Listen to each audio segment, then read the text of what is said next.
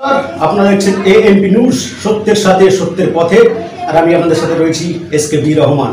আর এই মুহূর্তের সবথেকে গুরুত্বপূর্ণ খবর, নির্বাচনের আগেই বড় দুর্ঘটনার শিকার মমতা।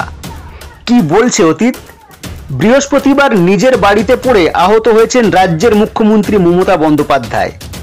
মাথা ফেটে রক্ত গড়িয়ে পড়ে নাক বেয়ে গলায়।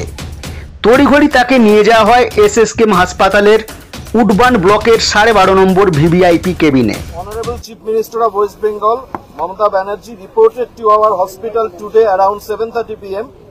with a history of fall within the vicinity of her home due to some push from behind. She had a cerebral concussion and had a sharp cut over her forehead and nose, which was bleeding profusely. Initially, she was assessed by HOD Neurosurgery, HOD Medicine and cardiologist of our institute, and her vitals were stabilized. 3 stitches has been applied on forehead and 1 on nose, and required dressing was done.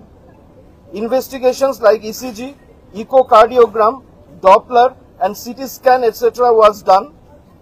Medical personnel have provided their opinion in this regards. She was advised to remain admitted for observation, but she preferred to go home.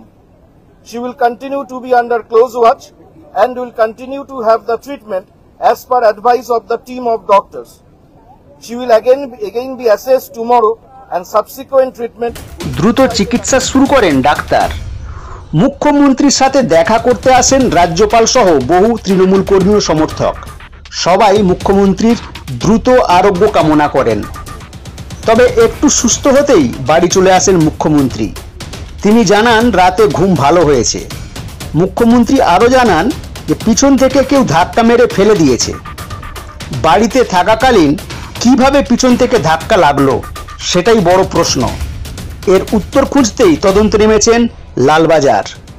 সূত্রের খবর, শুক্রবার মমতা বন্দ্যোপাধ্যায়ের কালীঘাটের বাড়িতে যাবে লালবাজারের scientific wing গোয়েন্দা বিভাগের দল। তারা কথা বলতে চান মুখ্যমন্ত্রীর সঙ্গে। মমতা বন্দ্যোপাধ্যায়ের থেকে পাওয়া তথ্যের ভিত্তিতেই হবে তদন্ত। Bureau report, AMP news.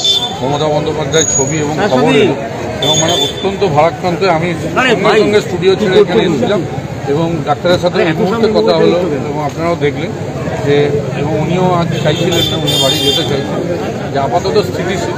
এবার বাকিটা ডাক্তারদের অবজারভেশন। বিভিন্ন সময় দেখা যায় মুখ্যমন্ত্রী মমতা বন্দ্যোপাধ্যায়কে চিকিৎসকরা বলেন তার চিকিৎসার প্রয়োজন রয়েছে, বাড়িতে থাকতে হবে তিনি শুনতে চান। আজও কি সেই ছবি দেখা? আজও প্রায় তাই।